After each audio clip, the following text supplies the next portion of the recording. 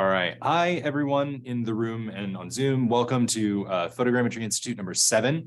This is publishing and disseminating generally, with a focus on my part on the publication of cultural heritage scholarship. My co-presenter and research assistant, Amanda Brito, will be talking about virtual reality and augmented reality in museums at the second half of this presentation. But what I'm going to do quickly is kind of not quickly, I am going to walk us through some options for thinking about platforms and tools that are used in the making public of 3D scholarship, right? So if we're thinking about publication, it's sort of like it's private and now it's out in the public. So there's a couple of concepts that I want to talk about when we're talking about that. But as a reminder, this is the 7th of 8 Photogrammetry Institute sessions. We will have another one on April 21st. With a sort of wrap-up history of the process of 3D creation and photogrammetrical type scholarship and activities by Trey Buskeren, current faculty in art. So keep an eye out for that. It'll be over in William Johnson Building, G40, also on Zoom. So kind of keep an eye out for those marketing emails in the next week or so. So I'm Matt Hunter. I'm the digital scholarship librarian at FSU. Amanda will introduce herself again when she starts. I do want to give a quick notice that we're going to be doing some live demos of some sites that host 3D models, and I can't control what's on them. Some of these sites often have potentially suggestive themes. So just be aware, I will do my best to try and not focus on these, that's not the purpose of what I'm trying to do, but just be aware that since it is a community-driven platform, a lot of these may have potentially suggestive and or violent themes, like weapons, actually suggestive things. So just kind of be aware. I will do my best to try and elide those and move quickly from them, but there are a couple of live demos that I want to show. So just kind of be aware of that. And if that is a problem, that's fine. Please let me know. We can kind of deal with that. Okay, so what I want to talk about is 3 main categories.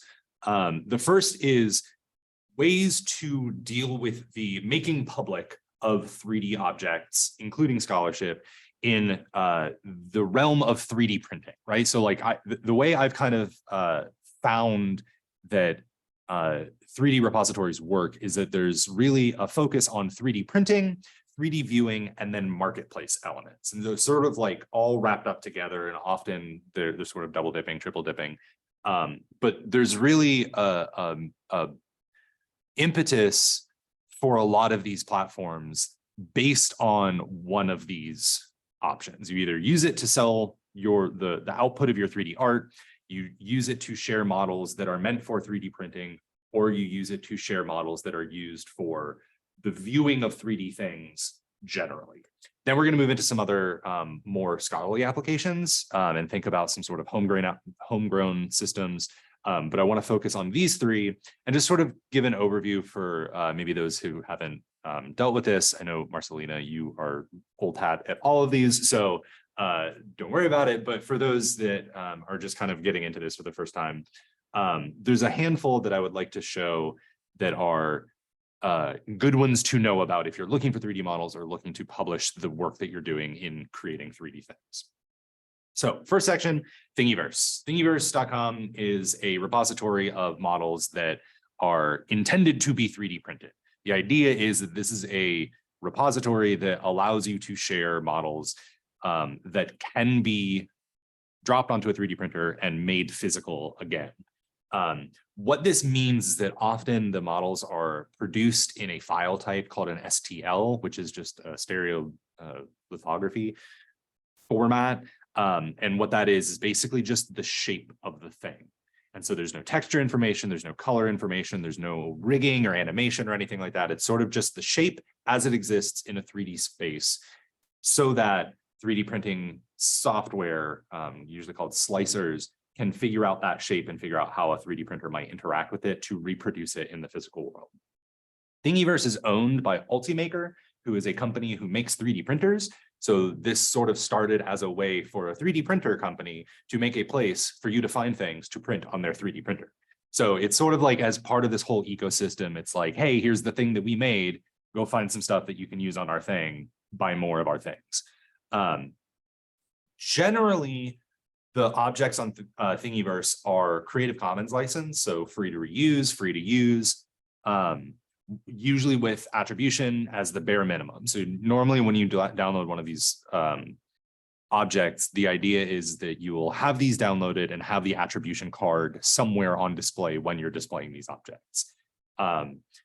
There's some tricky stuff with all of these legalese in terms of like how the models are shared and sort of provided for use. And this is really apparent once you start getting into the 3D printing repositories, in that there is Creative Commons licensing applied to the objects by the uploader, right? So if I create a model, upload it to Thingiverse, I then attribute that model with some form of Creative Commons license, with me being the producer of that thing. Whether or not I've actually produced it or just found it from somewhere else and re-uploaded it, difficult to say. Thingiverse sort of, distances themselves from that question. But Thingiverse and two of the others that I'm talking about today have primary and secondary licenses with all of the objects that are included. And the primary license is that when you upload something to this repository, you are granting the repository, Thingiverse, a worldwide irrevocable royalty-free license to use the thing that you uploaded to their site for whatever way they want. So if they want to advertise with a TV commercial and show your object, they have the right to do that, regardless of what your Creative Commons license choice is for the model.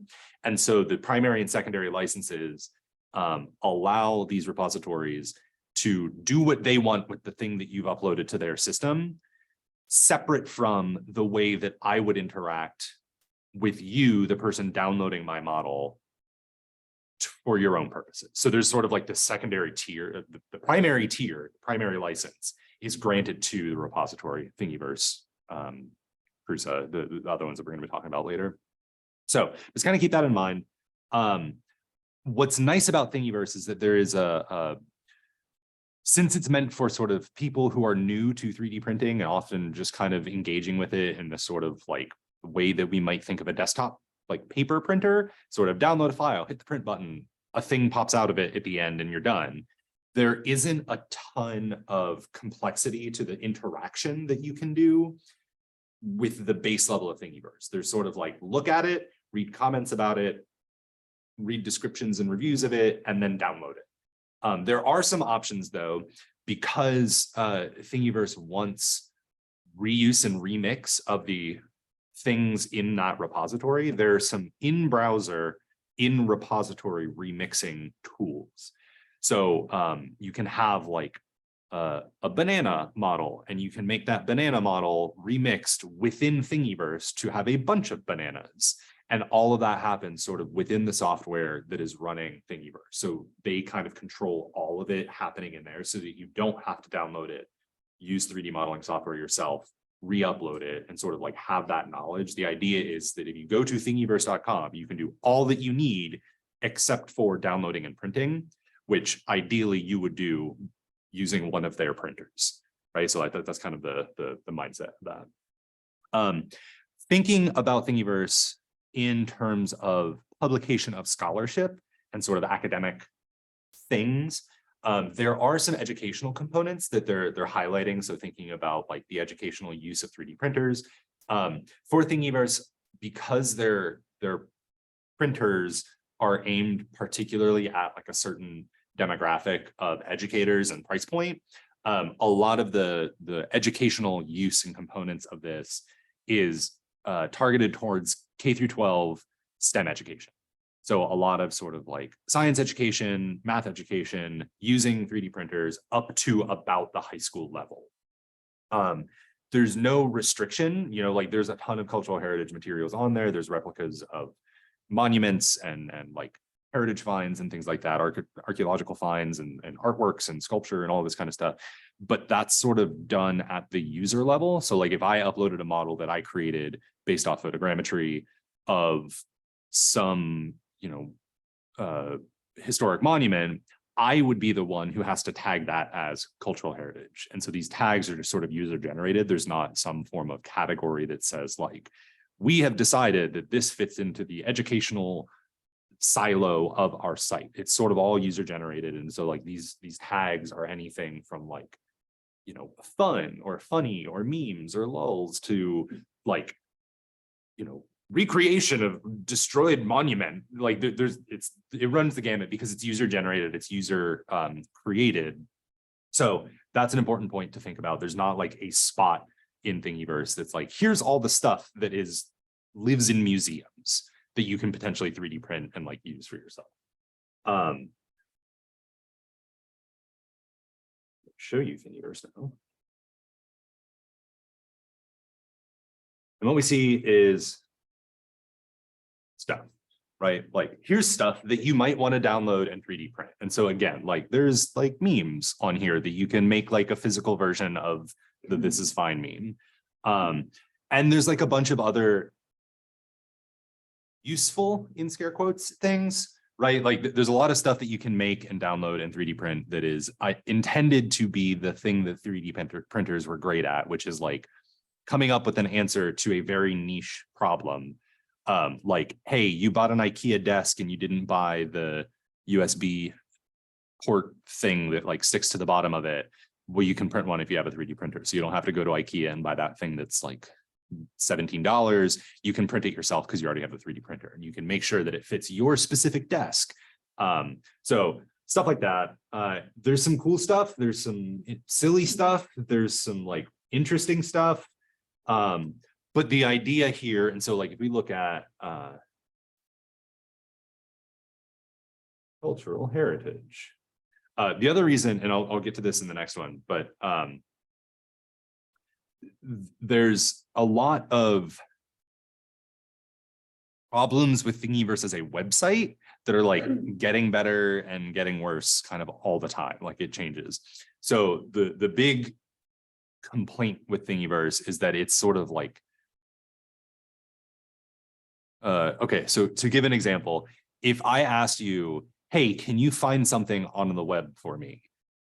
You would Google it, right? Like that's kind of become the place where you go to do searching on the web generally, right? Like there's others, and there's others that you would choose for particular reasons. But if I asked you like, hey, can you find a, you know, local restaurant, you would probably Google local restaurants. Maybe you'd Yelp it or something like that, but like you might go through Google to get to Yelp. That's the same thing with Thingiverse. It's they've kind of become the standard of like, I want to find a 3D model, search 3D model of blah, blah, blah. Thingiverse is kind of the first one that pops up because it was one of the earliest and it's kind of the largest. But the search function, the rights, the download options are all better in other systems. So like searching for stuff in here is garbage. It's terrible. So there was a while that Thingiverse even like copped to this, and they were like, if you need to search for a model, here's how you do it. Go to Google, search for this model type, cite Thingiverse, because our search is broken. And it was just like, oh no, that's not good. So there's stuff on here. It's great. But again, like as you're looking at all of this and ignoring the ads, you can kind of see like, what cultural heritage things are we seeing here? Okay, well, we got the bust of Nefertiti. That's super cool. What we're actually seeing is a way to download this zip file of the bust of Nefertiti so that we can 3D print it. It's not like, there's no metadata about this. There's no cultural context. There's no date of when the bust of Nefertiti was made, who made it, the culture in which it was produced, anything like that. It's just bust of Nefertiti.zip. Do with that what you will, right? So like that's the level of engagement what we're dealing with a lot of these files, and therefore with the cultural heritage materials that we're using. If we're publishing our work dealing with preservation or access to cultural heritage materials, or other sort of like scholarship, if you're generating, I know Scott's here and like cultural heritage is like, yeah, okay. But like, if we're dealing with 3D models that we're making about our own work, what we're able to really provide in Thingiverse is details of a summary of the thing. And the idea is that you're describing the 3D model, which you have produced, not the actual thing itself. You can do that, but it's sort of when you're dealing with a lot of the other models, you're seeing like, this is a thing that should be printed at like 2 millimeters of layer height, because that's the thing that you think about when you go to Thingiverse, because it's for 3D printers. So, with the, you were talking about the the licensing. yeah. Is there anything stopping a for-profit company from printing a bunch of busts of Nefertiti and selling them on the street? No. And what's fun about this,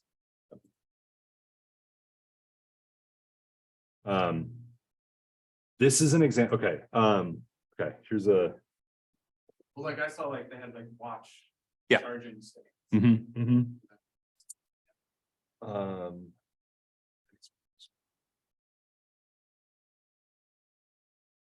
Okay, Xbox controller mini wheel. This is like an actually brilliant design. I printed one. I couldn't get it to work because I didn't have a fidget spinner, but it's really cool, right? If you do like racing games on your Xbox, they have one for PlayStation 2. There's this thing that clips onto your controller, and rather than using your thumb to move the stick left and right, you can kind of like turn it as if it's like a tiny little steering wheel. Super cool. Oh, boy. What did I call it? Xbox controllers.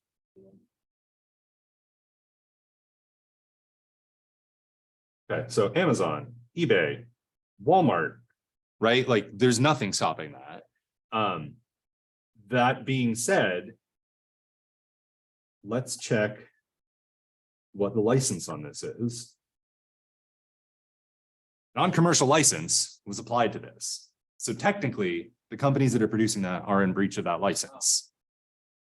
Thingiverse isn't going to do anything about it, though, because this is one of those things where it's like you as the user are uploading to the service, not holding the service accountable for anyone that does anything. But there's no restriction that says, I hereby agree that I understand what Creative Commons licenses are and that I will abide by them. There's just a click download. Here's a zip file of all the stuff you want. Do with it whatever you will. So it's sort of like digital Wild West, the same way that like right click and save as is like, you know, you should give photo attribution anytime you use or like save a photo or an image online. Like how often do people actually do that? Vanishingly small. So that's, as an example, here's one of those things. Yeah, Marcelina.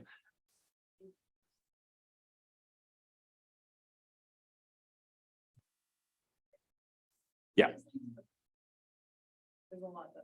Right. Yeah. So like, okay, this Etsy shop in particular, I guess this is probably the person who created it. Okay, so yeah, and so here's where we get into like the rabbit holes, right? Like, so this is a remix of this project for some reason. This one is the one that worked and got popular and was then granted the rights to an Etsy shop and habiteerworkshop.com. But this one is probably not Uncle Jesse. Who is that?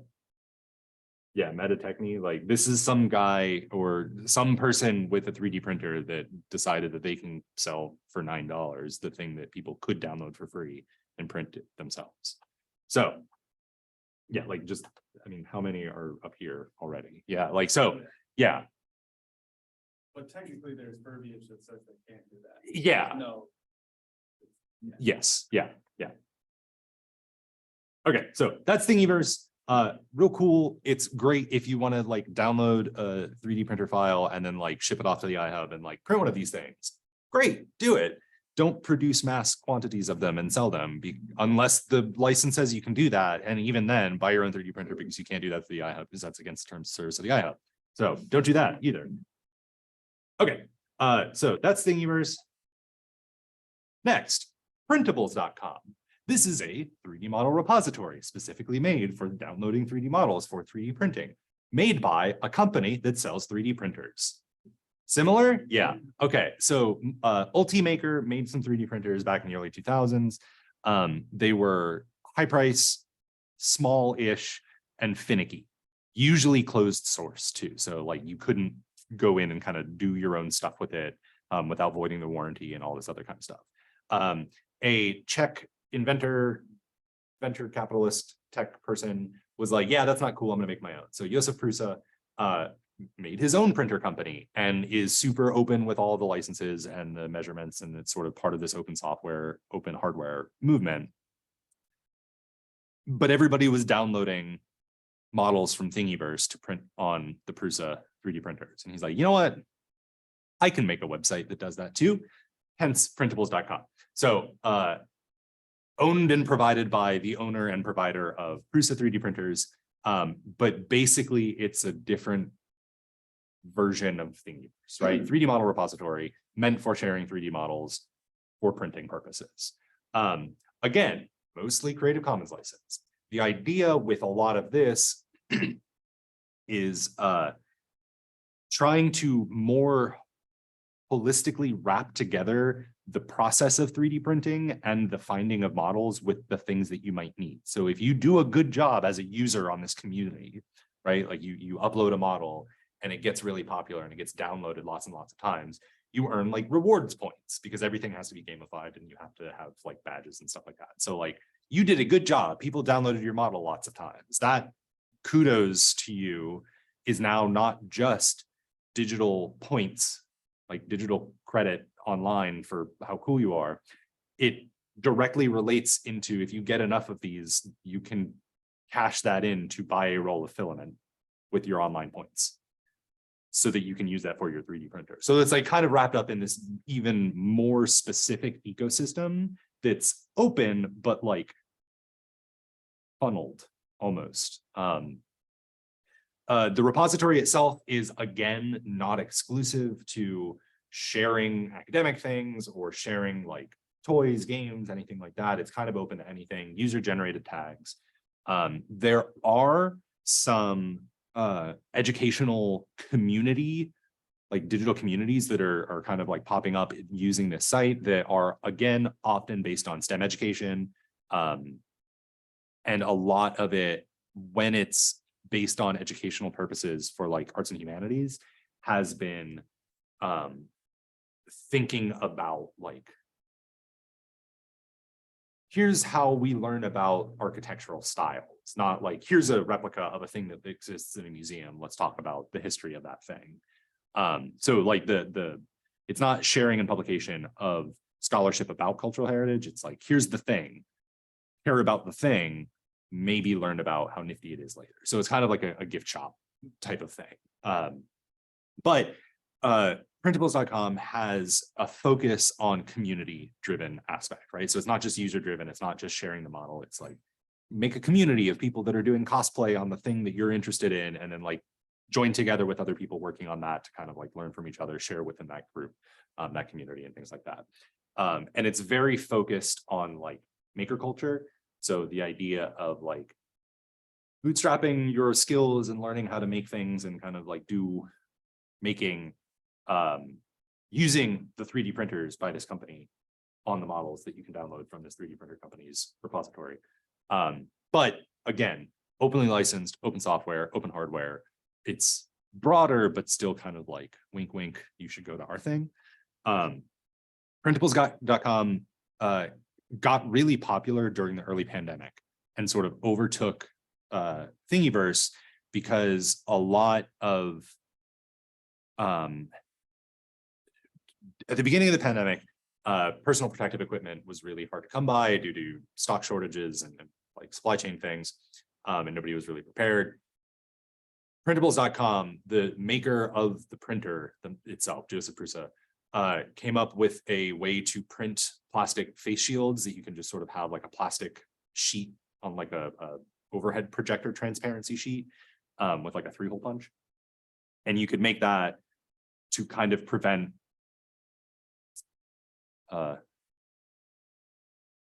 spray. Yeah, droplets. That was like sort of the thing early pandemic. We like weren't necessarily sure how everything was spreading. And so it was like, don't touch your face because it's physically transmittable. Okay, maybe it's not, but you should still probably have something. Masks are hard to come by. We don't have N95s. It's really hard to make those. So the printer, the guy who invented this printer and the company and the website shared a model that said, I have calibrated this specific file for use on 3D printers that I have made, download this and print it as a community and donate it to hospitals if you want. So there was like a model that said, I know exactly how fast my printers can go. And this thing is going to like crank out hundreds and hundreds and hundreds. So there's a large community like effort to sort of generate masks to donate to hospitals and elder care facilities and things like that. And it was shared first on printables.com. It was approved by the NIH in very short order. And so a lot of this stuff was sort of like, hey, Thingiverse is great because that's the one we've all been using, but like, have you tried out this other one where printables live? And like a lot of the models are cross-shared between both places, but this one is doing some cool stuff with like COVID relief. That's super nifty. So that's kind of where I heard about it first, but it sort of like has taken off since then.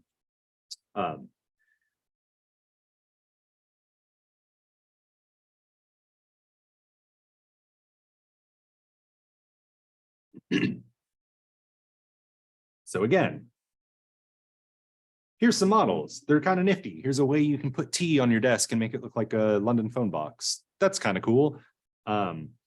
Dragon egg from Game of Thrones / House of the Dragon, some toys, some cable organizers. And then there's like design contests for creators, right? So we're thinking more about like creating communities of people working in this space in 3D modeling as a sort of objective or as a career, different from Thingiverse, which was just sort of, here's a spot, it's the Wild West, upload what you want. This is more of like, if you are interested in making musical instruments out of 3D design, if that's something that you are actively working on, if you're like an artist working in this, here's a challenge, you might win a prize. Let's get people together to sort of like work on solving these types of problems. So there's like some interesting kind of like shifts in purpose or direction for printables, but it's still kind of, again, like buy our printer that comes, you know, like the branding it's all orange. It's the same colors of orange and black on this. So really good, but as you can see, there's like the community, sorry, that one, education, and the groups is the other thing. So like you can see that there's like categories of educational things. Like if you go to the history one, it's like topographic and sort of like, I don't know, I don't know what I'm supposed to do with any of these things other than look at them and think, yep, that's a castle. All right. What do I know about it now that I've printed it? I don't know, but I can make a desk trebuchet. So that's kind of cool. So like that's the level of engagement that Thingiverse and printables are kind of dealing with sort of like cultural heritage and historical, architectural, archaeological materials. Like you can find specific things, but they're sort of not again,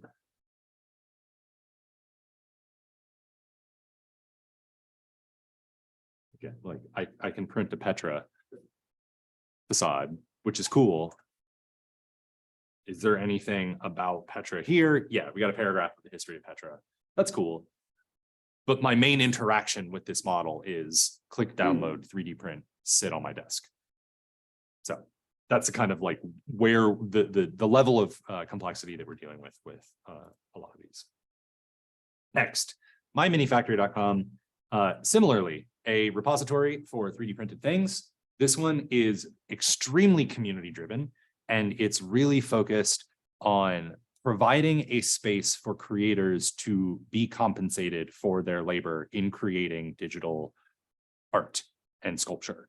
My mini factory, for those of you who are tabletop role-playing aficionados, minis, so the little characters that you print or you have to like play Dungeons and Dragons or tabletop RPGs that you potentially paint and like move around on those are minis.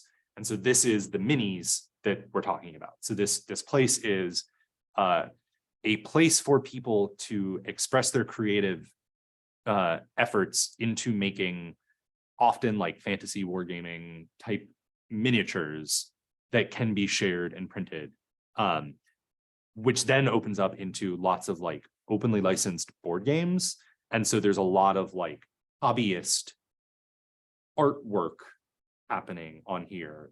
And my mini factory is like a place for people to say, here's the collection of thousands of models that I've made for myself. You can have them if you want, but please support me by paying $7.99 for access to tier 1 or something like that. So it's sort of like the site was built to just have 3D files, similar to Thingiverse and printables. But then in 2018, they realized there's not a good answer to like what people are doing for this as a sort of profession or a hobby, where like if they're doing all of this work, maybe they don't want to share all of this just completely for free with non-commercial Creative Commons license that is ignored, and then some person on Etsy can sell it. Like, why don't we provide a space to sell it, so if they want to, they can be compensated for their labor to do this. That all said, there's a big focus on, like I said, gaming, board gaming, kind of like tabletop stuff. But my mini factory has a partnership with a nonprofit group called Scan the World, which is 100% for the preservation and documentation of cultural heritage materials. So my mini factory has sort of like started with, here's a way to make your own non-branded version of Monopoly. Now we're gonna like scan the Arch of Palmyra that was bombed by ISIS in 2014. So like now we're documenting that. We're scanning these things. We have partnerships with some of the biggest museums in the world where we are being invited in to create 3D models of these, to have them for documentation purposes, for replication purposes, in extremely high quality, with contextual information and sort of like the museum-like information presented alongside these.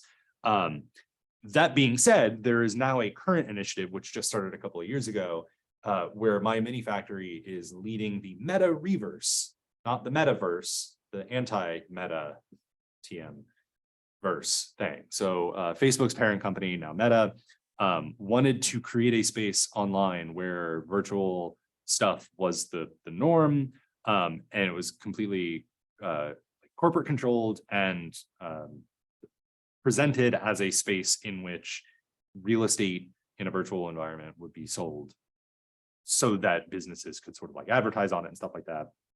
My mini factory is pushing for the rejection of that and pushing towards like cultural community building. And so pushing this idea of like scan the world, making sure that cultural heritage is shared and not held behind, corporate interests, and like only delivered to people who can pay to have, $100 headsets or like several $100s of headsets. Thinking about like open web licensing and things like that for a lot of this material. So that's like filtering into their mission statement and their vision as a company. And so I'm interested to see how this kind of affects what they're doing outside of the idea of like making a space to sell 3D printed or 3D models for printing miniatures for tabletop games. Like, I want to see how this changes the scope of what my mini factory produces, because they already have such a really high profile partnership with Scan the World, and they're doing a lot of really interesting things for publishing like 3D recreations of cultural heritage in a way that is approved and sanctioned by the museums which these collections are held by. So like I'm interested to see kind of how that changes. Adira has a question. Yeah. In the chat. She said, are there any laws governing what on a 3D prints or in its programs? Like, how do we keep these sites from like, how do the sites keep dangerous items from being created? Guns, weapons, There's nothing, so that's a policy thing. That's not a technical limitation. So it's a great question, Adira. If you tried to print any of those things at your public library where there's a 3D printer, or at a university library, there are rules in place that say nothing dangerous, nothing obscene, nothing offensive, usually is like sort of the base level.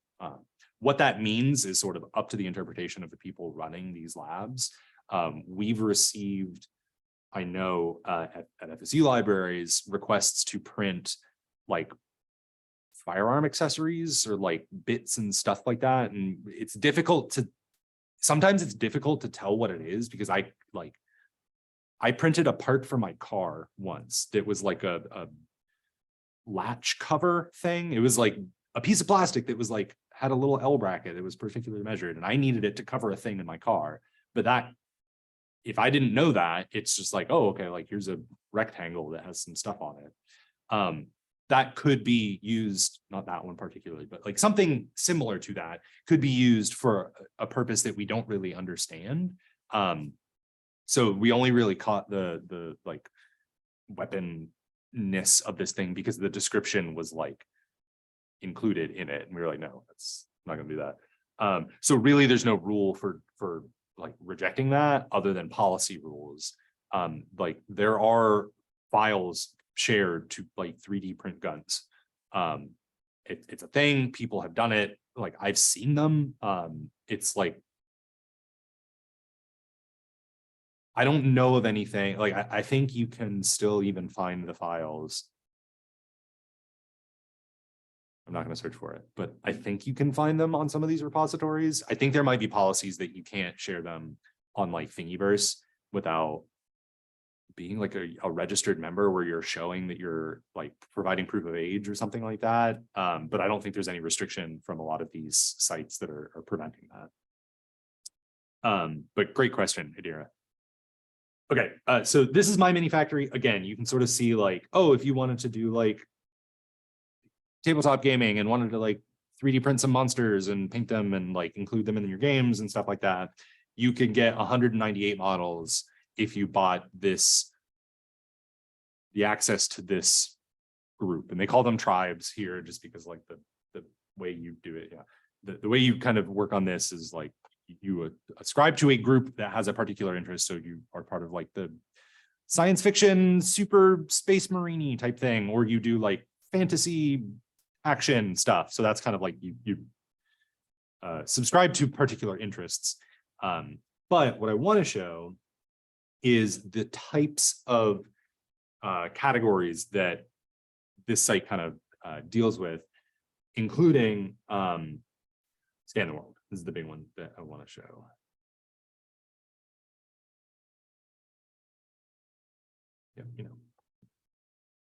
Yeah, come on. Oh no, it's broken. Live demos. The thing.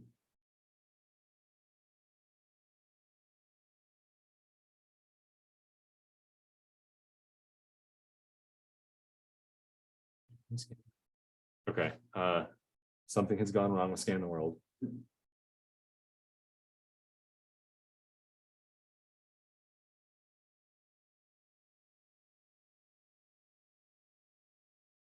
Well, okay.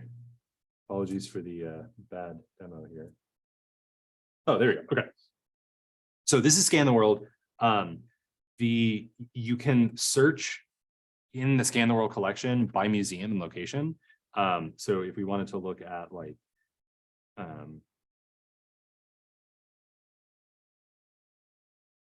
try and see if I can find the Uffizi.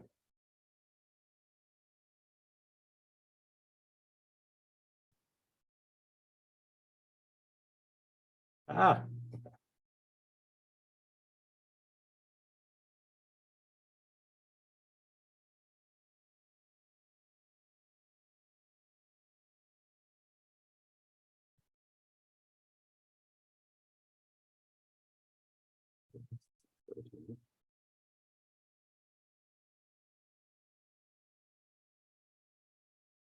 So this is a 3D printed version of a scan of this. And this is a right. Hold on. No, that's Venice. Hold on. Sorry. There's not even a background. Come on, Scan the World. All right. Sorry, this is not kosher in the state of Florida, but here's the David. This is it's not even at the Uffizi, so their search is wrong, but this is at the Accademia in Florence. The main one, the main David. There's also one in the Piazza Signoria. But this is a scan of the David that you can download in 3D print. Scan the World offers this. Scan the World is a community. It is not a company though. So like this is user generated and user submitted.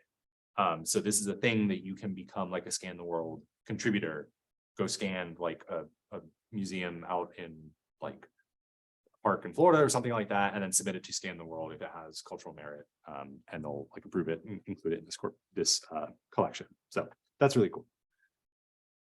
Okay, so we spent a lot of time looking at that. I'm now going to talk about a handful of the 3D interactive sites. We're going to very quickly go over the storefronts just because it's sort of like out of scope for a lot of what we're talking about and it kind of doesn't fit.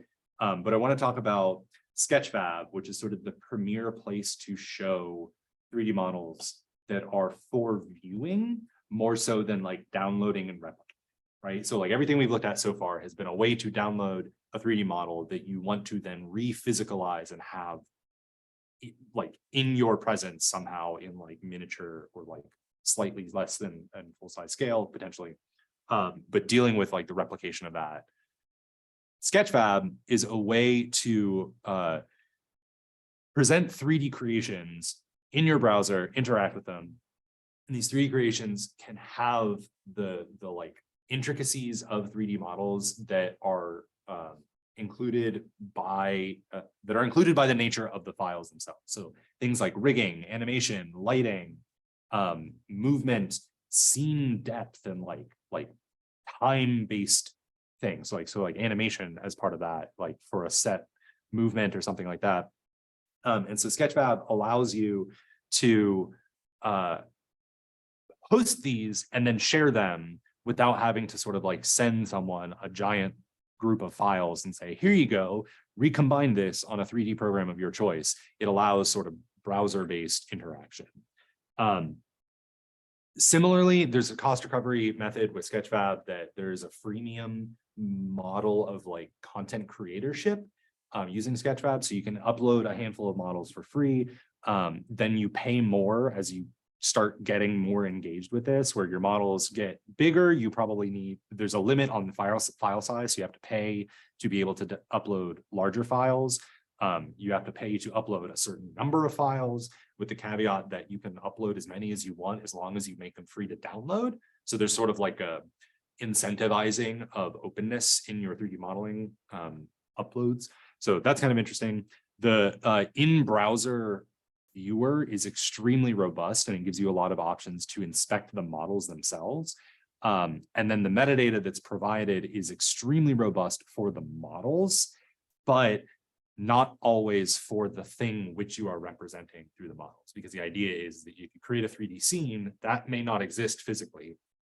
If you create a 3D replica or like iteration of something physical, the thing that Sketchfab describes is the 3D model of that, not always the physical thing. So if you were to recreate a map of Tallahassee, you wouldn't necessarily describe Tallahassee. You would describe how large the file size is, how many colors are included in the model, etc. in Sketchfab. There is a giant cultural heritage and history tag, but again, it's creator driven. So there's not like there's like a way that Sketchfab pulls those models in, but you as a creator have to ascribe that tag to it in order for it to be included in that collection.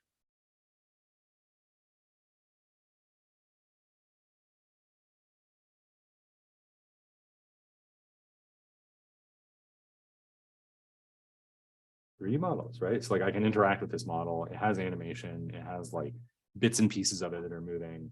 But then I can explore things like cultural heritage and history and see objects like recreations of real spaces, right? So like this is the bridge of the HMS Belfast. This is like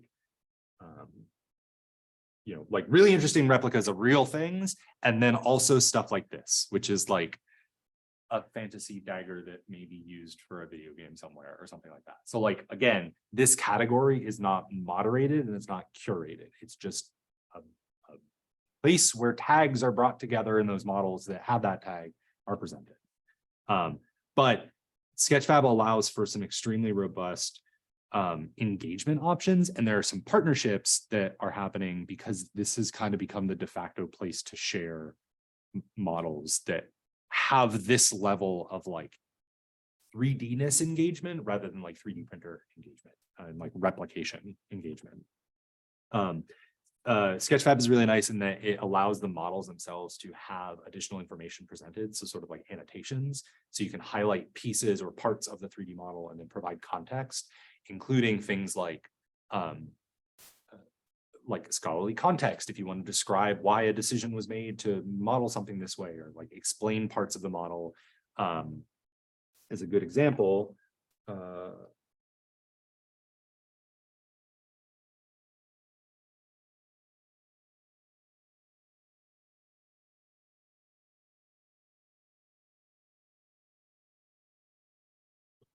Colleague of mine on the Digital COSA project has created a model of a archaeological trench, which provides context of what is being represented in this model. So you can add annotations to the model itself, not just in the text that describes the model. So you can say like, oh, this trench here, something happened on this date in the model to provide context with what is being presented. So there's like extra ability to sort of like add knowledge and information and understanding within the model in a way that doesn't have the model divorced from that context. So it's not just like figure one, see this paragraph of text somewhere else. It's sort of in the model. And so it's kind of like bringing this publication of 3D and other knowledge together, which is going to be important when we start getting into some of the later examples. But really quickly, so put a pin in that. Really quickly, I also want to talk about Google's Arts and Culture program. This is really interesting. It's Google run, Google owned, therefore it has a lot of resources behind it. It's really interesting. This is not exclusively 3D, but Google's Arts and Culture display is a way to sort of engage with arts and cultural materials from museum partners and sort of like arts groups and things like that. There are ways to display 3D objects in this, and Google kind of includes in the round sculptural elements and sort of like objects themselves, so you can look at it. Particularly, there's some really interesting partnerships with a company called SciArc that has done a lot of like site reconstruction of particularly endangered sites. So like things that might be in danger of destruction due to conflict or climate change or sort of like construction or other like things like that. SciArc is doing sort of like site conservation digitally. Or conservation in kind of air quotes, but conservation that way. The problem with this one, though, is that it's the exact opposite of sort of all we've seen before. There is no community generated submission. This is all moderated and curated by Google. So you have to be a Google partner to do this. Our partners down I-75, USF Libraries as a partner. And so they've been doing a lot of really interesting things with like Cape Canaveral. They've been digitizing some of the historic buildings and things like that. And they also have USF's libraries. I forget their division name, but it's like the Cultural Arts and Humanities program or something. Digital Heritage and Humanities collections. Look at that. I was smart enough to write it on the slide. They've been doing some really interesting digitization of pre-Columbian South American artifacts. So that's pretty cool. And it's included in Google Arts and Culture. I'm not going to show you this one, but you should definitely check this out. There's a really overwhelming amount of content here. So like take some time and poke around. But what I want to get to next, skimming quickly over the marketplace vendors. So I just want to highlight these just to kind of show you that like there are other options that are presenting 3D models and 3D engagement with things. TurboSquid is a marketplace for 3D objects. So similarly to My Mini Factory, where 3D creators can like sell their artistic production, TurboSquid is a marketplace for 3D objects that you would then use in things like commercials or like your own video game. You would incorporate the models that you've bought from TurboSquid into the thing that you're making as sort of like a way to gather assets so that you don't have to kind of make them all yourself. I didn't know this at first, but TurboSquid is an offshoot of Shutterstock. So like, if you think about Shutterstock being the place that you go to get stock photos for like 2D copy ads and things like that, TurboSquid is the same idea, but for 3D, like stock photos, stock models, basically. So like, if you wanted to buy generic car model 4, you go to TurboSquid, pay your license fee or something like that, and then you can use it in whatever you're doing. We then get the sort of more specific ones. And so if you're dealing with real-time game engines like Unity or Unreal Engine, there's often ways that you can just buy packages of assets, including 3D models. There are ways to find some that are historically inspired, is the best way to put it. So if you're thinking about cultural heritage materials, there's a lot of stuff on there. I was like looking through the stores the other couple of days ago. And there's a lot of stuff that's like Roman soldier stuff. And it's like based on like museum holdings of actual preserved Roman like armor and things like that. But it's completely fabricated and like hand sculpted. Which leads to the fun example of a ancient Roman Greek lamp.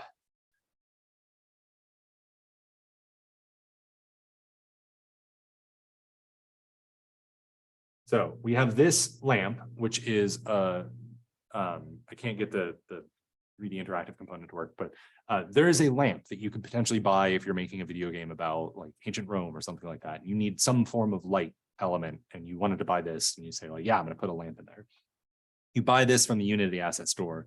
It's imported into your engine and then you can kind of do with it what you will. It's $9 who goes to this person, creator, group, whatever. But this model is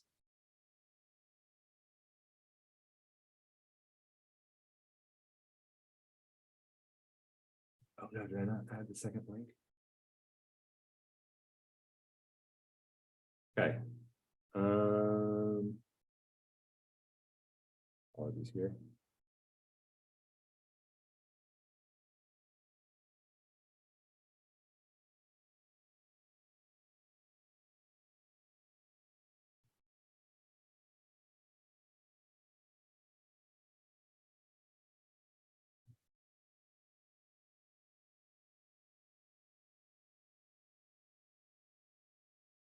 This model, which is selling for $9 to that creator, is created from this model, which was a re-render from this model,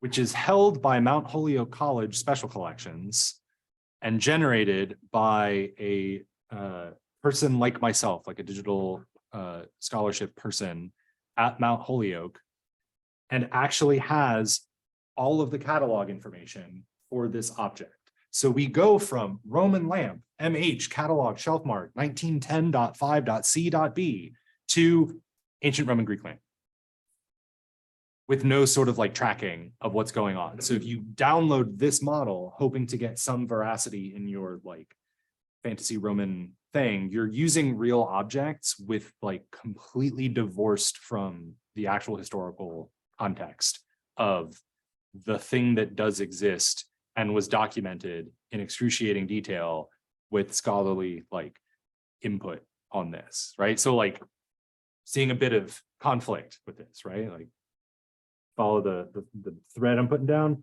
Okay. Which leads us to cultural heritage and scholarship. And I know we're like getting low on time and Amanda does have some really cool things to talk about. But the thing that I'm interested in doing is thinking about how we can share not just objects sort of in this like white box of the internet and sort of say like, here's a Roman lamp. Isn't that neat? Like provide the context for this, right? And so what I'm interested in is projects like this. So thinking about the ways that we publish the same way that we publish academic scholarship. So a lot of this work is being done not just to 3D scan something or create photogrammetric models, but to do so in a way that is accurate for the purposes that are understandable. So this is an example of an interesting app that you can buy on the Steam store that is for VR headsets. produced by Dr. Bernie Fisher, who is a professor of classics at Indiana University. And what this does is it provides like scholarly context to a recreation of Rome circa 320 CE. So like there was a lot of research done to make sure that what is being presented is like accurate based on color and size and like sculptural elements, layout, all this kind of stuff. And you get this sort of like fake iPad thing. You kind of look at textual scholarship as you're looking at the recreation of the space, and you can sort of interact in this sort of like partially embodied space. And this is kind of blurry and like shaky, so apologies, but capturing view from VR is always difficult. But this also provides digital model to make it possible for you to freely explore the ancient city and, if you wish, to hear explanations about what you are seeing. So that's the voice of Dr. Bernie Fisher, who is providing like audio tracks of the thing like, oh, well, when we modeled this object, we only had a handful of bricks to come to like, you know, base our model off of, but based on scholarship and like illustrations from the 16th century from German tourists, we were able to reconstruct blah, blah, blah, and like provides context for why the model was created in the way that it was. So that's one option, right? So like a fully immersive, like you experience the scholarship by like starting a game and you put on a VR headset and then you were like in a space that was recreated based off expert knowledge and understanding. Second is a publication that is a multimodal, like multiple format rich database, right? So this is a publication by Rachel Oppitz, Marcelo Morgetta, and Nicole Turnato, sorry. And this is a mid-Republican house from Gabi. Gabi is a site in Rome where there is a mid-Republican Roman house found, long-term excavation. The book was published with the text itself, pretty traditional archaeological report. Here's the thing that we found. In this context, we found this, explanation, explanation, explanation. Here's a citation. We found this thing in this stratigraphic unit, et cetera, et cetera, et cetera. But what's interesting is that on the right-hand side, you are also presented a 3D recreation of the site with recreations of the trenches and the objects in situ in 3D space. So I have this pulled up. What you can see is that like in the, like I can interact with the right-hand side and sort of click around the site if I'm interested in doing that, or I can read the actual text and then use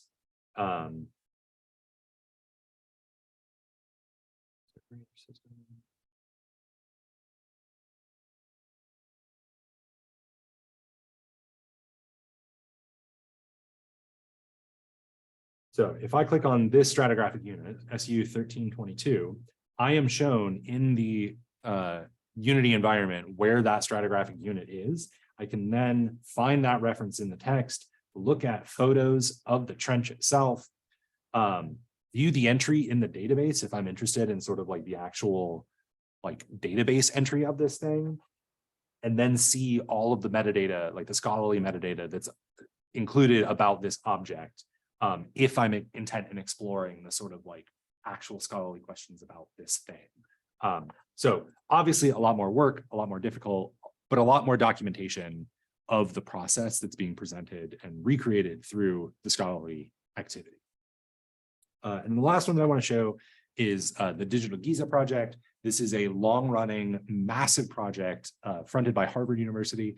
And this is another example of a like extremely robust archaeological database that is presenting finds, context, space, 3D reconstructions of sites and models, as well as contextual information, scholarship, and like references to other scholarship that is going to contribute to this recreation, right? So like if you look at one of these guided tours, this is just sort of like their teaser trailer, you can look at a guided tour of various different models, such as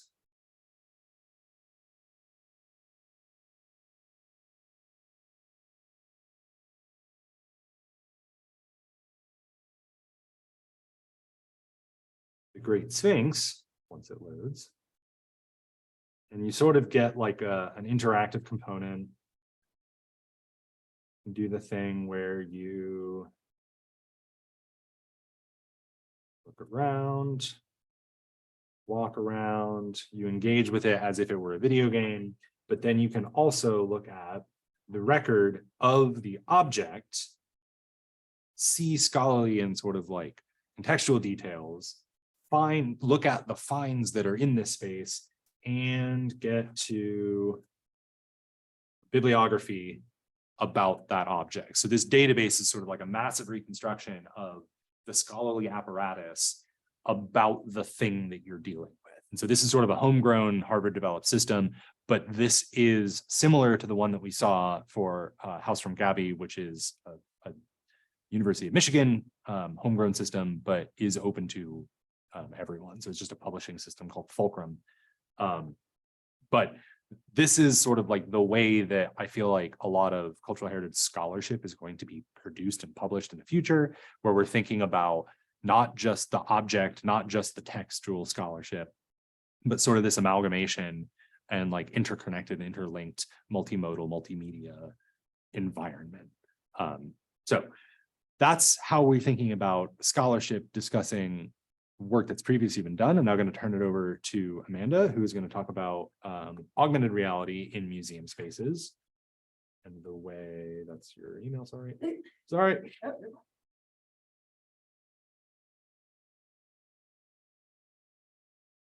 All right, can I be seen on the Zoom? Because I'm short. Because I'm very tiny. Okay. It's like you're much taller than I am. So hi, my name is Amanda Brito and Switch the share. oh, what am I doing? Switch the screen. Sure. Stop sharing your share.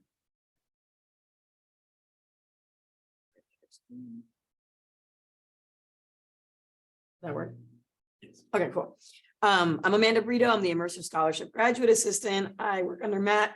For those of you who don't know me, which is a few of you on Zoom and in person, museums are like my bread and butter. I'm a second year MA student in the Museum and Cultural Heritage Studies program, which is a subsect of art history. I've worked in museums like my whole life, as long as I've been able to work. Like when I turned 17 and I started working, I started like in visitor services. I did a lot of volunteer work in museums. I've always been in museums. So we're going to talk about some of the museums that I've worked at, specifically the PAM, which is the Perez Art Museum Miami, and the Smithsonian, which I also worked at the Smithsonian for a while. And this is an example, we're talking about museums and augmented reality. So this is an example of the Dali Museum in St. Petersburg, Florida, using augmented reality on their works. Like, so they are projecting onto Dali's works and they're like kind of mapping it out, like this work of art. And I wanted to use it as my main image because the things that I really want to talk about in terms of augmented reality is taking augmented reality beyond just a projection. And I'm not like dunking on the St. Petersburg like museum, but taking it beyond just like putting it on the artwork and making it something that's actually immersive, because Matt and I talk about this a lot in terms of immersive scholarship, like what's really immersive. Like if we take a Van Gogh painting and we just project it on the wall, like is that immersive? Like if you go to one of those exhibits that's just like, here it is on the wall and walk around in the space, like that's cool, but that's not really immersive in any kind of meaningful way. So we had, when I worked at the PAM, I worked in visitor services and I also worked in the curatorial department. So I got lucky enough to be on both sides of this project. So this was Felice Grodin, her work Invasive Species. So this lived at the PAM in 2017. I started in 2018, and then I was on the curatorial team as well. But it was a 2-year installation, and then we bought it back during COVID because people couldn't come into the museum. And this was it was indoor and outdoor, mostly outdoor. So we used AR. Essentially, Felice Grodin came in, made a bunch of, so Felice was trained as an architect before they were an artist. So Felice came in and they made models through AutoCAD, like they made the objects, the 3D objects that they projected into the space through AutoCAD. And then we used Qzium, which I will talk about later, which is a platform. It's kind of like Sketchfab and like Thingiverse, but like in terms of like a museum database-ish kind of thing where they're basically like the host for these like augmented experiences. But Felice Grodin came through and she did this project for us, and it was called Invasive Species, because if you know anything about Miami, we're full of invasive species. So PAM is right on the water. So we have invasive jellyfish that live in the Biscayne Bay. So one of them, I think it's not this one. I don't know if I put it in the presentation later, but she made like a 3D like jellyfish-esque creature that she projected into the gallery space. And then she had like these cryptic messages on the outside. Because it was more like messages from the future of like the ruin of environmentalism, like once we hit the point where Miami's underwater. But she's talking about, she really wanted to use the space, the architecture, because coming from her training as an architect, she was like in love with the architectural composition of the PAM, which I'll show on the next slide. Like our building is beautiful, but she wanted to intervene in the space, right? And use the architecture as kind of like a canvas to talk about these like ecological problems that were happening in Miami. So this is like an example of somebody using it and projecting it in the space. So then this was our space, like outdoors. This was like the mock-up for it. This is what we were thinking of when we did this. These like green pillars that you see are the hanging gardens. So we had like vertical pillars that like hung from the roof that were just like plants from the ceiling.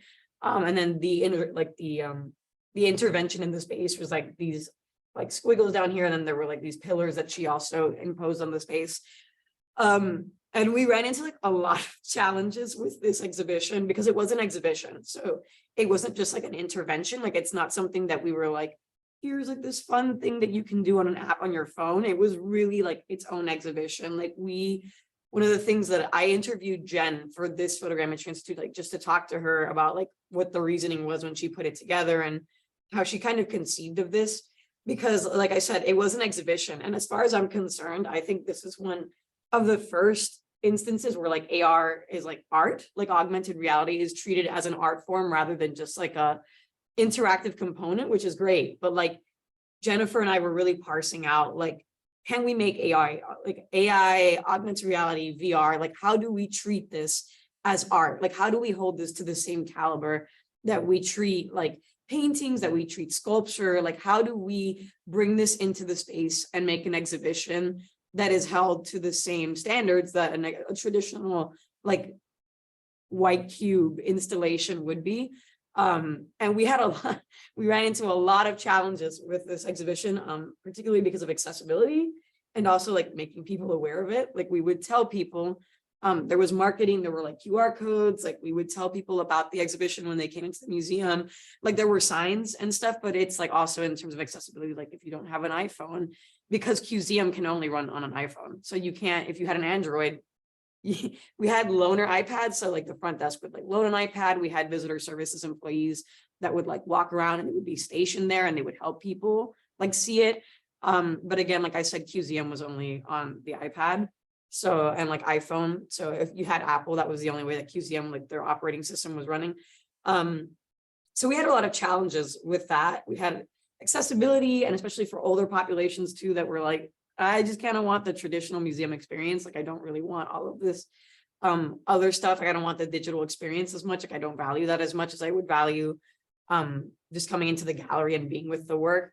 And also we actually ran into a lot of legal repercussions with this work that nothing ended up happening, but like, how do you project in terms of internally, like not outside?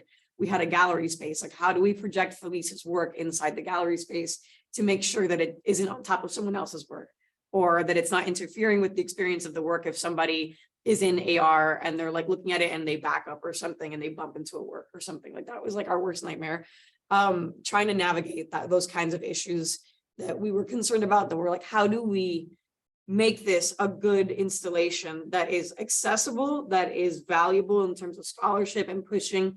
I mean, this was done in like 2018. So this was really pushing that boundary of art and tech in museums. Now it's becoming more of a thing, especially with COVID. Like now it can't be helped. There's a lot of digital components, digital engagement. Because of COVID, we had to kind of like move the needle in terms of how we make exhibitions and how we think in the museum space. But this was even before COVID. So like I think another thing that I should also mention is that we didn't come up with this exhibition. Like we did, but it was part of a Knight Foundation grant. So the Knight is always giving, basically, like I said, grants. They're giving money for us to do scholarship and research. And it wasn't just us, it was other Smithsonian institutions. I think the Bass had one as well. There were other museums in Miami that were also getting grants, educational grants to do stuff like this, to push the boundaries of augmented reality. That was our project. We got assigned augmented reality. other people got AI, other people got archival like technology. But this was our project through the Knight Foundation. And we kind of just tapped into Felice because Felice had already been so interested in our architecture as an architect herself, and like with the digital components, and the Pam was trying to do a project like this. So we had this project, and I think it really got me thinking a lot about the intersections of art and tech, like I said, but also compared to other museums, right? So this is Museum. This is the jellyfish-esque figure that I was talking about. That was in our auditorium space. But we used Museum, which is this platform.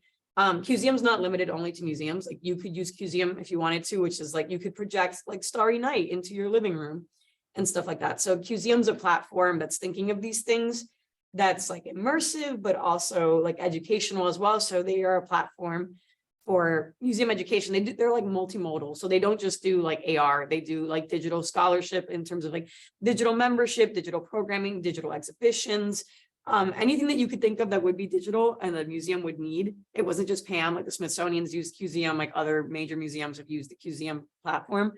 But one of the things that I was thinking about, just put Museum here so like you could see it, but the difference with like Pam using AR as like an art form, and then like the Smithsonian, who I also worked for, but the Smithsonian National Museum of Natural History, they have Skin and Bones, which I don't know if any of you are familiar with Skin and Bones. I know Matt and I have talked about Skin and Bones, but essentially it's in the Natural History Museum. They have like bones of all their specimens. They have like fish, they have like creatures, like they have turtles, they have all kinds of things. So they went in there into Skin and Bones, into this exhibition, and they created an augmented reality experience, which I'm going to play for you. The volume's like not insane. But you go in and then you use the AR to like project skin and like meat onto them so you can see what they look like when they were alive.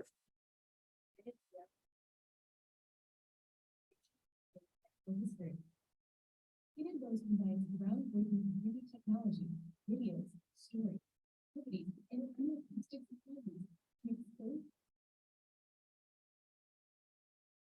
Okay, so this was something that was important to me. So I paused it here because I wanted to talk about this particularly. It's not really just as much as like an AR projection, which is already cool in and of itself.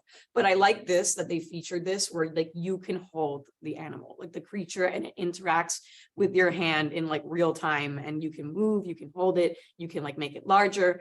Because that to me was really important, because I keep coming back to this, but augmented reality is more to me than just the projection. Like we're just going to put this on here. It's an experience. It's experiential. It's an opportunity to learn and engage, rather than just being like, well, we put the skin on a fish, and it's like, well, that's great. But then paired with the text, paired with the interactivity of it, it really adds like a component to the exhibition where it is immersive, and it is like you can learn and be like interacting with the work, rather than just being like, well, this is cool.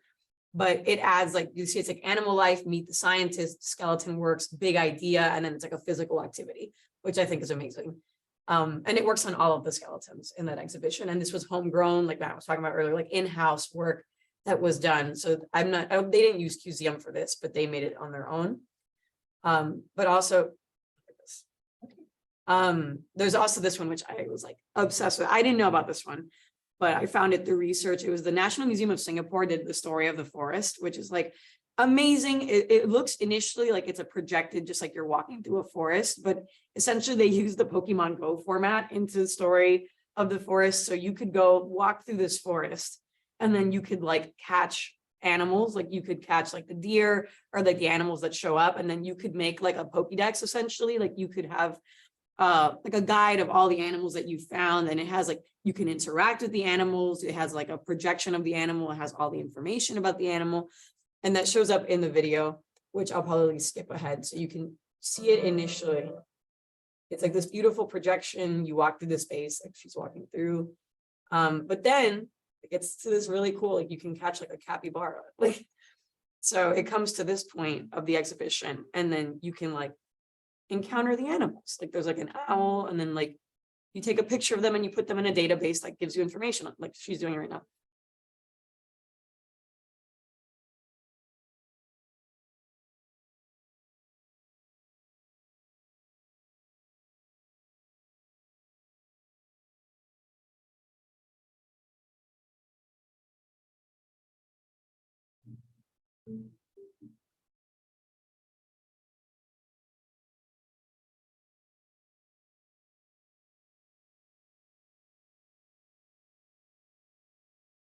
So this beyond being super cute is also super engaging and very informative. And that the rest of the museum is like that, like this whole experience.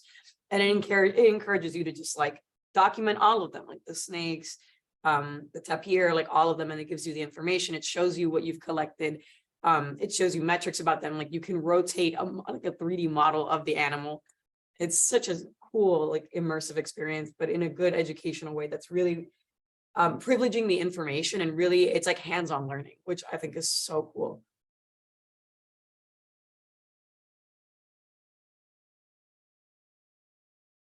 I also just really like it as a side note, like it gives very much Lisa Frank energy. And I was like, this is amazing, but it's beautiful the way that like they had artists come in and do this. And it's a stunning interactive exhibit, but it's like pushing the limits of what can be done with augmented reality. So that was Story of the Forest.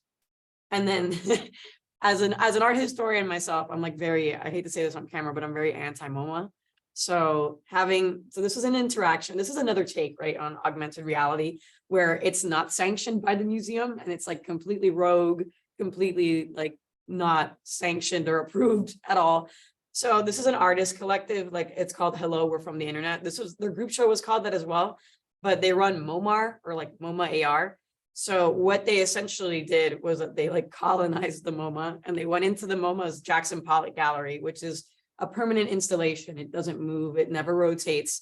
And they did that specifically because their 3D artworks are like connected to those works of art. So if they were to rotate out, they would lose their work because they would be obviously taken off display. So they took a permanent exhibition and they projected their own interventions onto it and their own work. And sort of it was really not even sort of, it was a protest. They came in challenging these notions of accessibility, right? Like public access, like this is the public space, this is open access, this is an open forum, but like who's open forum? Like who selects, who gets to choose, like Jackson Pollock, like who gets to come in here? Whose space is this? Because then if artists like off the street, digital artists, like Hello, We're from the Internet, come in and then they project their work onto the work, then it's a problem. Like that's not the kind of engagement that the museum wants, even though they say that they're an open forum and that they encourage access and they want people to feel seen and heard in the space.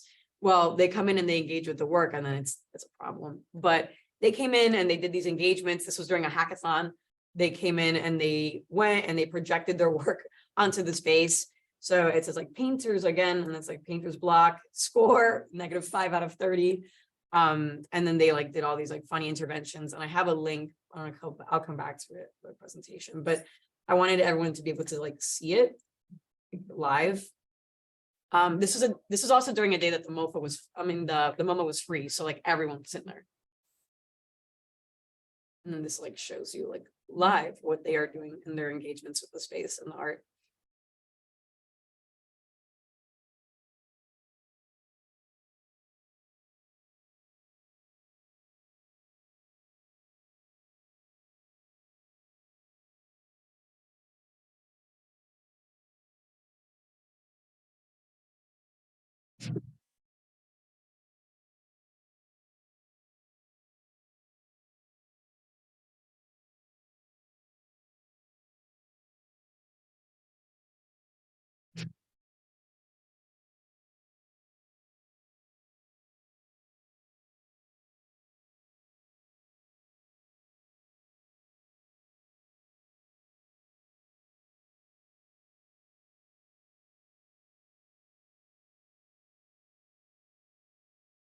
So that was that.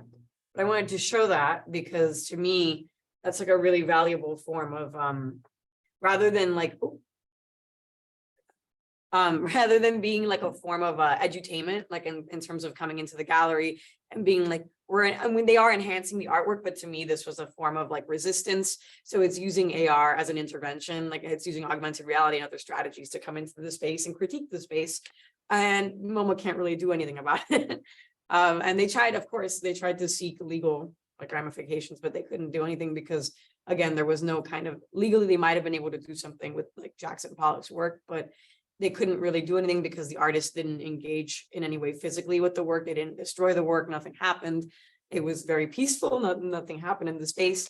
So we really had they really have no way to take this down. They're still continuing. They do work in other museums, so they're like on the move constantly. It's not just MoMA. But they've created other installations where they're critiquing the institution, they're critiquing the work, and they're getting in there and they're doing what they want. And I think that's super cool. Especially since I'm into like radical praxis, like in terms of like dismantling the museum. But and then this is the last one. This one's also from South Florida. The Norton Museum of Art is like very committed to these kinds of also like augmented reality experiences. It's called Norton Art Plus. So the Norton created this augmented reality experience in their app that would allow viewers to come in and like audiences like to come in, engage with the work, but it's not just like, again, projecting onto the work. It was like extending the reality of that work and like giving it more functionality, giving it more like people could play with the work digitally, which is a really cute video. This was done during COVID, but.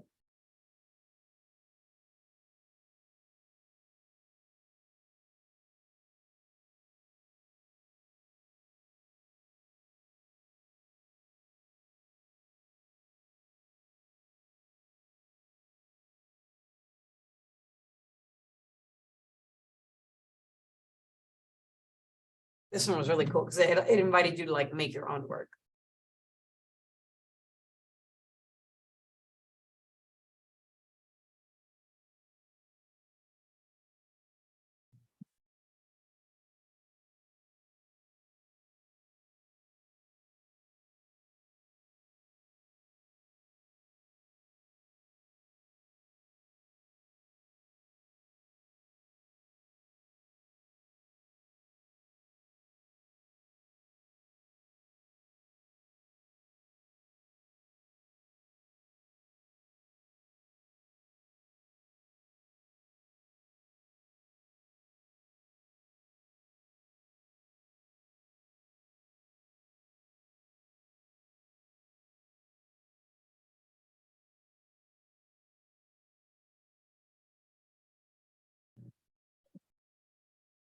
I love the sound suit.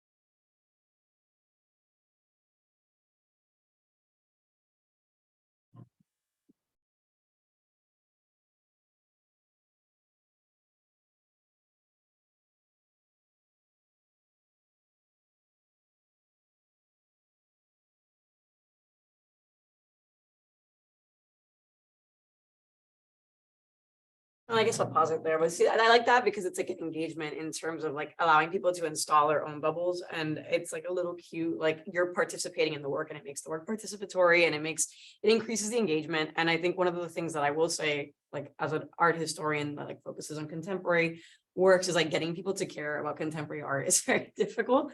Not because it's not good, but because people are kind of like, well, I don't understand it. I don't get it. Like, it's weird to me. It's like, why, like the sound suit, like this young sir back here, I love sound suit, or is he? So sound suit is amazing. So sound suit was like a participatory, like you were like in the suit, but obviously it's like not in the suit anymore. But It's like a static display, but like people see that and they're like, I don't understand this. Like, how do I get to like grapple with this and learn about it and like really like be with the work and understand it? I mean, it's easy enough to look at David and be like, this is a masterpiece, but to look at something like this and like really sit with it and understand what the artist is trying to do with it, because not everyone is into contemporary art. Which is why I value AR so much and like other like immersive strategies, because it's like getting people to be with the work and understand it and like dance around in it and like understand what the artist's intent was with it is like very much a pathway to getting them to care about it and to learn about it and to understand it. And I guess one of the things that I wanted to go back about Felice Grodin as well, now that I'm talking about that, is like these pathways between like art and engagement and art and tech and like getting people to care, because that's the same principle that's operating in Felice Grodin's Invasive Species, is trying to get people aware of the climate disaster that's like impending in Miami, unfortunately, and the doom that we're facing in terms of climate change being right on the water, in terms of the heat, in terms of everything that we have done to the environment in Miami, unfortunately. But yeah, I just wanted to put all of these in perspective for you guys, because it's such a diverse range of like augmented reality. Like you can use it to like map out the work, but you can also, it's also an art form, but it's also engagement, but it's also like a learning tool. And one of the things too that I was really interested in when I was talking to Jen about this is like, how do we make an exhibit, right? If we're trying to do more augmented reality and on the basis of augmented reality is art, rather than just an engagement tool, how does an exhibition like that exist in the space? Like, how do we do that? Like, how do we, if we're going to do an entirely digital exhibition, like, how does that inhabit the space? Is it like an empty gallery that we like project into? Is it a gallery that's completely empty that we use iPads? Like, how do we show digital works like this that reinforces their agency and it keeps them, like it's true to the form, it's true to the art form, it's true to the medium, because this medium is entirely digital. So how do you take a digital medium, again, let's just say that again, but so like, how do you superimpose that into a physical space and give it its agency, like on its own, to like live on its own as an artwork, as its proper thing, like on its own, independent of anything else. It's a work of art, because we've, at least from what she told me when I was talking to her, they're thinking about doing digital exhibitions that are on this caliber that don't just exist on the website, because that's another barrier that we run into a lot with like digital artwork like this, is that it just kind of lives on the website. And then it's like, yeah, it's there, like it lives on the website, but there's no space in the museum itself, the museum proper in the building, that is dedicated solely to that exhibit. It's just kind of like thrown to the wayside on the website. So like collapsing these two worlds together and trying to bring in augmented reality and the like white cube of the museum space, and like bringing them and merging them into one, into a space that like allows this dialogue between like what's physically tangibly there and like the digital. But yeah, it's like about to be 11:30, so I don't know if anyone has any questions, because I don't want to go over time, but that's my presentation on museums and augmented reality. So